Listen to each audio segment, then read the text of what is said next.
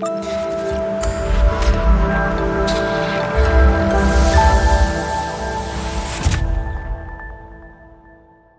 Friend, welcome back to legal tax. और आज के इस वीडियो में हम बात करने वाले हैं ट्रेडमार्क हियरिंग के प्रोसेस के बारे में कि इंडिया में अगर आपका ट्रेडमार्क अगर कोई हियरिंग पे आया हुआ है या आने वाला है तो आप उसको कैसे प्रोसेस कर सकते हैं या करवा सकते हैं, और आप कैसे चेक कर सकते हैं कि कौन सा ट्रेडमार्क आपका हियरिंग पे आ चुका है या कितने टाइम में आएगा।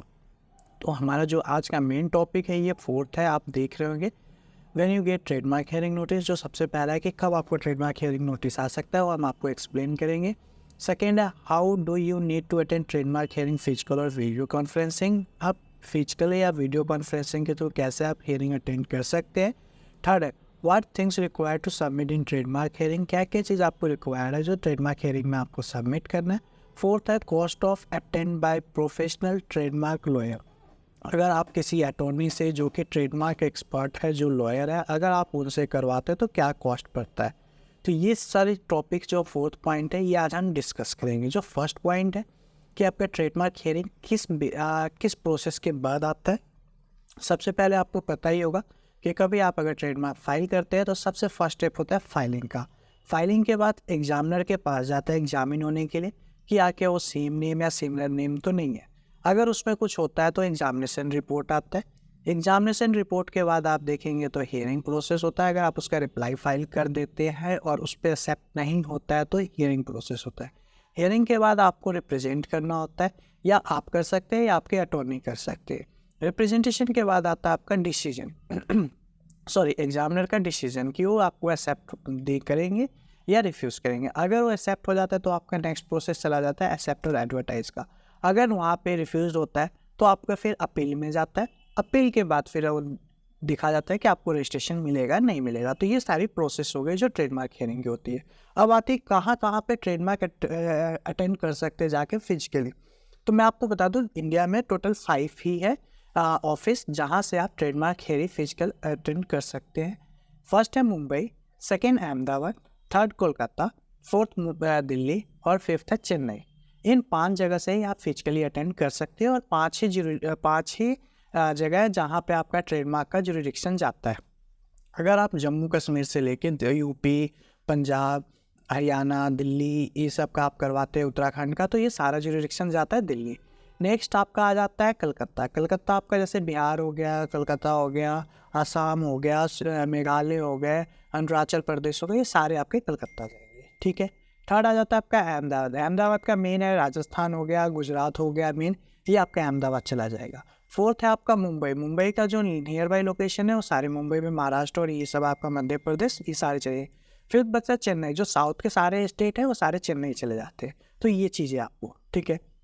नेक्स्ट आता है how to postpone date of hearing. अगर आप जैसे मान लीजिए आपको पता है कि आपका डेट ऑफ हियरिंग कल है और आपने अभी तक रेडी नहीं किया तो पोस्टपोन कर सकते हैं, बट उसमें आपको 3 दिन पहले, हियरिंग से पहले आपको पोस्टपोन के लिए TMM फाइल करना कंपलसरी होता है। अगर आप TMM फाइल नहीं करते हो तो डिपार्टमेंट उसको रिफ्यूज़ कर सकता है।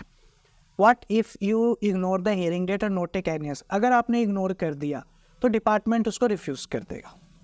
सेकेंड आता है what documents required for hearing. अगर हियरिंग के लिए क्या क्या डॉक्यूमेंट्स रिक्वायर्ड कंपलसरी होते हैं। फर्स्ट आता है ट्रेडमार्क एप्लीकेशन जो आपने अप्लाई किया है, उसके बाद एग्जामिनेशन रिपोर्ट आपको रखना पड़ता है। थर्ड होता है जो आपने रिस्पॉन्स किया होगा एग्जामिनेशन रिपोर्ट का। फिर फोर्थ हो जाता है आपका एविडेंस, जो आप यूज़ कर रहे हैं उसके रिगार्डिंग आपको एविडेंस देना पड़ता है। फिफ्थ आ गया प्रूफ ऑफ प्रायर रिजल्ट। अगर आप प्रायर रिजल्ट है तो उसका भी प्रूफ आपको देना पड़ेगा। सिक्स्थ है लीगल आर्गूमेंट, जो आर्गूमेंट वहाँ किया जाता है। अगर आप खुद कर रहे हो तो आपको, अगर आपने फर्स्ट टाइम कभी कोर्ट में अटेंड नहीं किए तो आपको ये बोलूँगा कि आप किसी अटॉर्नी के थ्रू करवाएं, क्योंकि आपको पता नहीं है कि वहाँ पे आर्गूमेंट करना है क्या है, किस बेस पे आप आर्गूमेंट करें कि जिससे आपको मिल जाए। क्योंकि ब्रांड आपने बनाया, ऑलरेडी आपने एक्सपेंस किया होगा, तो कभी भी आप नहीं चाहेंगे कि आपका ट्रेडमार्क रिफ्यूज हो। तो इसीलिए 7th हो जाता है पावर ऑफ अटॉर्नी। अगर आप खुद फाइल नहीं, आप अटेंड नहीं कर रहे हैं और किसी अटॉर्नी के थ्रू करवा रहे हैं तो पावर ऑफ अटॉर्नी कंपलसरी होता है। उसके अलावा जो 8 पॉइंट है एनी अदर रेलेवेंट डॉक्यूमेंट, इसके अलावा जैसे कोई भी और डॉक्यूमेंट रह गया वो आपको अटॉर्नी बताएंगे कि ये डॉक्यूमेंट और हमें चाहिए जिससे आपका केस को प्रॉपर एक्सेप्ट करवाने के लिए किया जाए। ठीक है, ये हो गए। अब आती है cost of lawyer of attend hearing. देखिए नॉर्मली जो होती है अटेंड करने की कॉस्ट वो डिपेंड करती है कि आपने क्या अटॉर्नी हायर किया हुआ है, या आपने फिजिकली जानते हो आप उनको, या क्या करते हैं। बट एक नॉर्मली जो मार्केट में है, वो नॉर्मली जो ट्रेडमार्क हियरिंग की कॉस्ट होती है 3000 से लेके 10,000 15,000 तक होती है कॉस्ट। अगर आपको एक्सपर्ट चाहिए कि जो आपको हियरिंग अटेंड करवा के दे, तो आप लीगल टैक्स को भी कांटेक्ट कर सकते हैं। इसके लिए हमारे पास ऑलरेडी एक्सपीरियंस लॉयर है जो ट्रेडमार्क में डील करता है, और हमने अच्छे ट्रेडमार्क ऑलरेडी एक्सेप्ट इसके बेस पे करवाया हुआ है। तो आपको इसके रिगार्डिंग कोई भी क्वेरी होती है तो आपके ऊपर नंबर शो कर रहा होगा, आप उस पर कॉल करके और हमसे इसके रिगार्डिंग आप बात कर सकते हैं।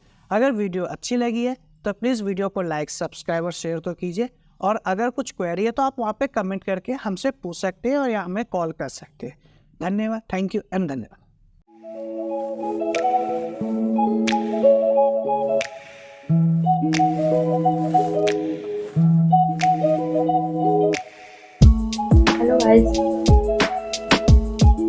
Hello guys, welcome to our YouTube channel legal tax. तो जैसा कि दिसंबर शुरू हो चुका है और जीएसटी डिपार्टमेंट की तरफ से 2 नोटिफिकेशन आ चुकी है।